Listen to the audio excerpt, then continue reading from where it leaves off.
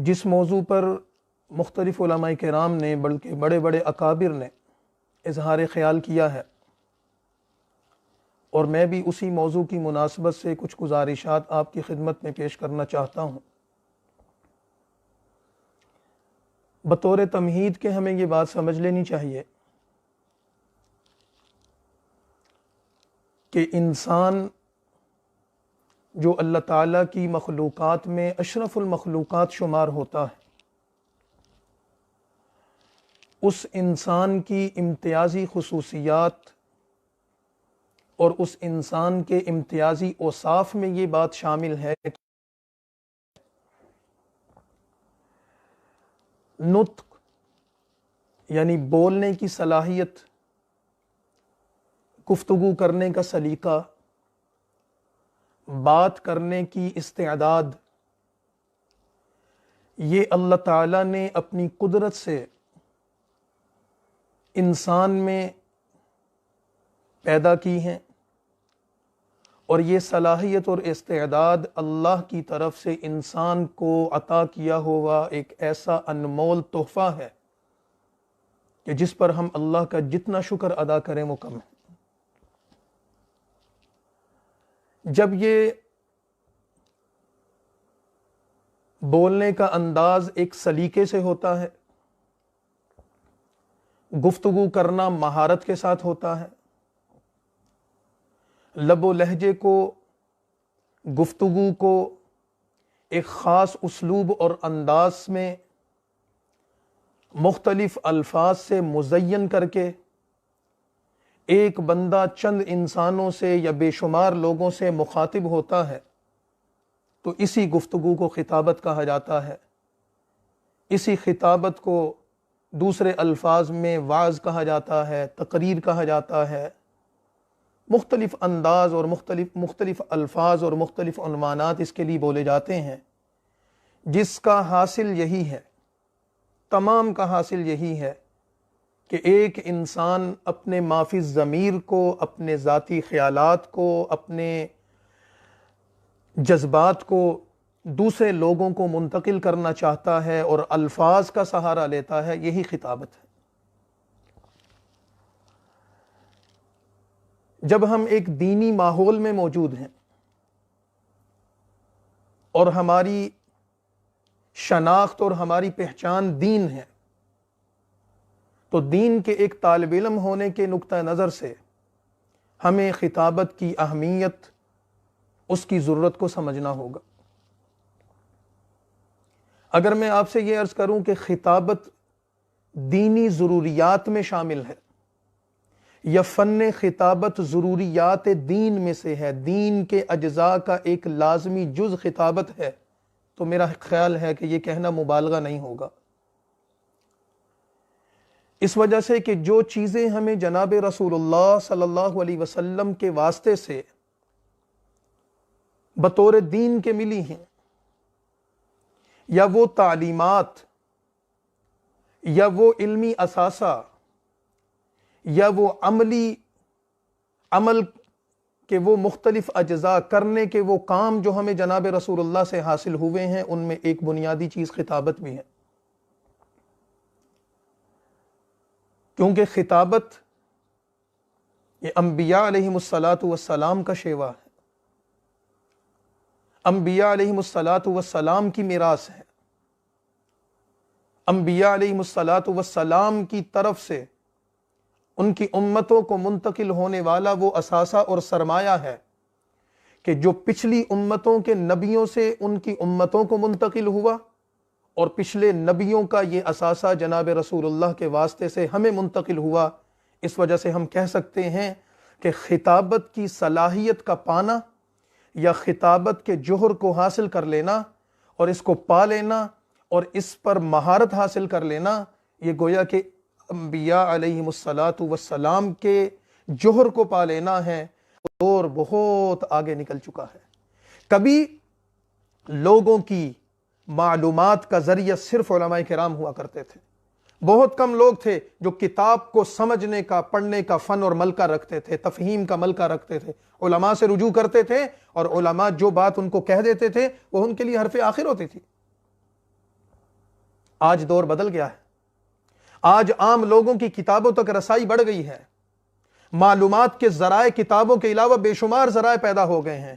اخبارات آ گئے ہیں، جرائد آ گئے ہیں، کتابوں کا سلسلہ عام ہو گیا ہے، میڈیا آ گیا ہے، انٹرنیٹ آ گیا ہے. یہ اتنی بڑی طاقت آ گئی ہے، اتنی بڑی بلا آ گئی ہے کہ لوگ ایک بٹن دباتے ہیں، ایک لفظ لکھتے ہیں، ایک کلک کرتے ہیں اور وہ ان کے سامنے معلومات کا ذخیرہ آ جاتا ہے. جب آپ غیر مستند بات کریں گے، جب آپ ضعیف بات کریں گے، جب آپ غیر معتبر چیزوں کا سہارا لیں گے تو پھر سوائے مذاق کے، سوائے طنز و تشنیع کے آپ کو کچھ حاصل نہیں ہو سکتا. پھر جس مسلک کی آپ نمائندگی کر رہے ہیں، جس مکتبہ فکر کی آپ نمائندگی کر رہے ہیں، جس ادارے کی آپ نمائندگی کر رہے ہیں، جن لوگوں کے آپ ترجمان بنے ہوئے ہیں، سب پر سوال کھڑا ہو جائے گا صرف آپ کے لب و لہجے کی وجہ سے، آپ کے انداز کی وجہ سے. باقی کبھی شعلہ نوائی ہوا کرتی تھی، شعلہ بیانی ہوا کرتی تھی، لمبی لمبی تقریریں ہوا کرتی تھی، گلے پھاڑ پھاڑ کر بات کرنا ہوا کرتا تھا. یہ چیزیں ماضی کا حصہ بن گئی ہیں. اور آخری بات جو سب سے بڑھ کر ہے، جس کی ضرورت بہت زیادہ ہے اور جس کا احساس کر کے دل افسردہ ہو جاتا ہے اور افسوسناک صورتحال ہے کہ ہمارے اکثر واعظین، ہمارے اکثر مقررین، ہمارے اکثر خطباء، ہمارے اکثر وہ لوگ جو فن خطابت سے منسلک ہیں، وہ تمام کے تمام لوگ جتنی گفتگو کرتے ہیں، جتنی بات کرتے ہیں، جتنے واعظ اور تقریریں کرتے ہیں، جتنے ان کے خطابت کے جوہر لوگوں کے سامنے آتے ہیں، اس کا حاصل کیا ہے؟ وقتی طور پر لوگوں کی واہ واہ ہو جائے کہ لوگ کہیں اس تقریر نہیں کی، اس خطیب نے اچھی تقریر کی، اس واعظ نے اچھا واعظ نہیں کیا، اس واعظ نے اچھا واعظ کیا، اس کی خطابت میں جان نہیں تھی، اس کی خطابت میں جان ہے. ان باتوں میں الجھ کر رہ گئے. لوگوں کی ذہن سازی کون کرے گا؟ ہمارے اکابر، ہمارے بزرگ، ہمارے اسلاف، بزرگان اہل سنت، بزرگان دیوبند، کس کا تذکرہ کیا جائے؟ حضرت مولانا رشید احمد گنگوہی سے لے کر مولانا قاسم نانوتوی سے لے کر حضرت مولانا سید حسین احمد مدنی، علامہ شبیر احمد عثمانی، مولانا اشرف علی تھانوی، مفتی محمد شفیع، مولانا مفتی محمود، مولانا غلام غوث ہزاروی، مولانا عبداللہ درخواستی اور دیگر اکابر، کس کا نام لیا جائے؟ وقت نہیں ہے. ان تمام لوگوں کے ان کی تقریروں کو نکال کر دیکھیے، لکھی ہوئی بھی ملتی ہیں اور بڑی تعداد میں ان اکابر کی ریکارڈنگز آج بھی موجود ہیں. آپ سن کر دیکھیے، وہ جو بات کرتے تھے لوگوں کی ذہن سازی کرتے تھے. آج ہمارے جلسوں میں لوگوں کی کمی کیوں ہو گئی؟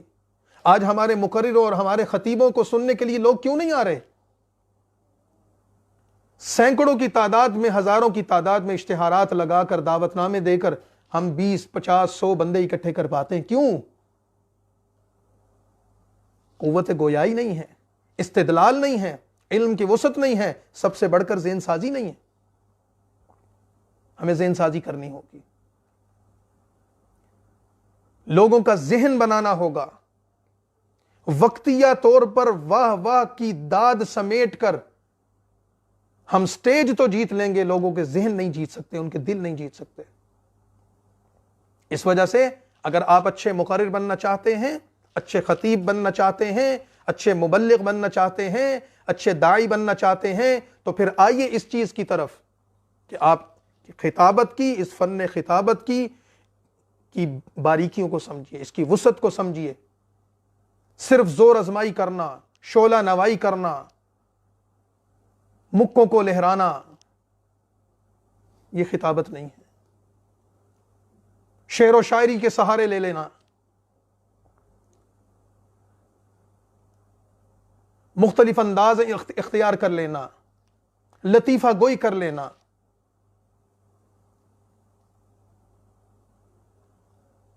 ضعیف روایات و واقعات سے اپنی تقریروں کو مزین کر لینا، اس سے خطابت کا جوہر، لوگوں کو اس سے فائدہ نہیں ہونے والا. ہمیں اس کی اہمیت کو سمجھنا ہوگا، اس کے مقاصد کو سمجھنا ہوگا، اس فن کا اصل جوہر کیا ہے، اس پر قدرت حاصل کرنی ہوگی، ملکہ حاصل کرنا ہوگا. جب یہ تمام چیزیں ہمیں حاصل ہو جائیں تو پھر ہم لوگوں کی ذہن سازی کی نیت سے کہ لوگوں کا ذہن بنے گا تو وہ علم و عمل کی طرف متوجہ ہوں گے. ہم اس نیت سے میدان میں آئیں تو انشاءاللہ اللہ تعالی ہماری زبان میں تاثیر بھی پیدا کریں گے، ہمارے لب و لہجے میں دلکشی بھی پیدا ہوگی، ہمارے انداز میں حسن و خوبصورتی بھی پیدا ہوگی، اور اللہ تعالی ہمیں اس وراثت کو، اس میراث کو جو جناب رسول اللہ کی میراث ہے، جب ہم اس کی قدر کریں گے تو اس میراث کو ہمیں اس کا وارث بنا دیں گے، ہمیں اس کا اہل بنا دیں گے، اور پھر برکات حاصل ہو جائیں گی۔